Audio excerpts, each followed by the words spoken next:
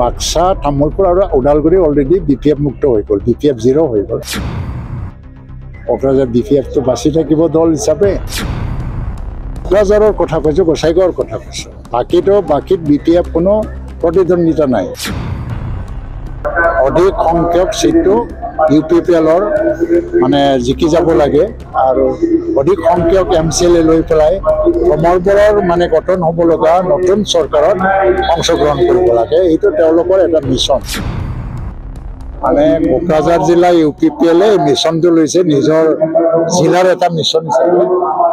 কাৰণ যোৱা 2020 চনত UPPLে তাৰ বাহিৰে বাকী কোনো ঠাইত জিকিব পৰা নাছিল আৰু তেওঁলোকে এইবাৰ এটা প্ৰতিজ্ঞা লৈছে, এটা মিছন হিচাপে লৈছে যে ইয়াত অধিক সংখ্যক সিটটো UPPLৰ মানে জিকি যাব লাগে আৰু অধিক সংখ্যক MCLA লৈ পেলাই সমৰবৰৰ মানে গঠন হ'ব লগা নতুন চৰকাৰত অংশগ্ৰহণ কৰিব লাগে। এইটো তেওঁলোকৰ এটা মিছন।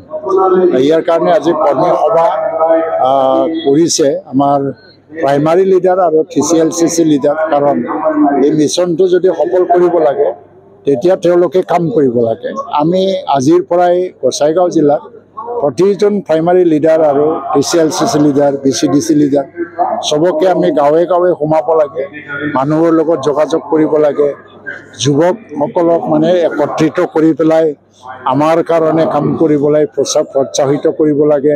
এই বহুতখিনি কাৰ্যসূচী ইয়াত লোৱা হৈছে আৰু এনেকৈ হয়তোবা এইবাৰ আগবাঢ়ি যাব। তো আমি মানে ভাবিছোঁ যে BPF মুক্ত কোকৰাঝাৰ।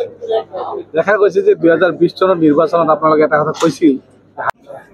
নাই, এইটো ৰাজনৈতিক এজেণ্ডা চবৰে থাকে। এতিয়া আমি কোৱাটো এইটোৱেই যে চিৰাং, বাক্সা, তামোলপুৰ আৰু ওদালগুৰি অলৰেডি BPF মুক্ত হৈ গ'ল, BPF 0 হৈ গ'ল। কোকৰাঝাৰ কিয় মানে নহয়, এই এংগেলৰ পৰা আমি কৈছোঁ, বেলেগ একো নাহে। কোকৰাঝাৰ BPFটো বাচি থাকিব দল হিচাপে। কেইবছৰ বাচি থাকে তেওঁলোকৰ মনোবলৰ ওপৰত নিৰ্ভৰ কৰিব। মইতো বিচাৰিম যে তেওঁলোকেও মানে মনোবল লৈ পেলাই কাম কৰক। দলীয় হয়, কিন্তু বেচিকেলি মানে VTC তৰফৰ পৰা যিখিনি কাগজ পত্ৰ ৰেকৰ্ড আছে মানে প্ৰায় ৰেডি কৰি থৈছে। যেতিয়াই সময়টো আহি যাব চব মানে দিবলৈ বা এফিডেভিট দিবলৈ BTC এতিয়া সক্ষম। ক'ব নোৱাৰি নহয় কেতিয়া কি হয়, বহুত বছৰৰ পিছত আহি যায় কেতিয়া। আপুনি যেহেতু কৈছে এটা সময়ত কৈছে যে তেওঁ জেলত যাব, কিন্তু এই সময়ত আপোনাৰ ভাষণত এটা কথা স্পষ্ট হৈছে যে আপোনালোকৰ মূল প্ৰতিদ্বন্দ্বী BPF হ'ব, যিহেতু BPF মুক্ত বুলি কৈছে। মই কোকৰাঝাৰৰ কথা কৈছোঁ, গোসাইগাঁৱৰ কথা কৈছোঁ। বাকীত BPF কোনো প্ৰতিদ্বন্দ্বিতা নাই।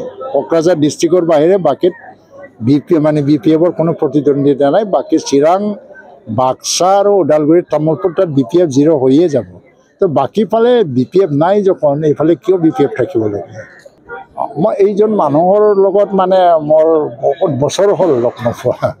এটা 2014ৰ কথা আছিল বোধহয়, এবাৰ লগ পাইছিলোঁ, তাৰপিছত মই লগ পোৱাই নাই।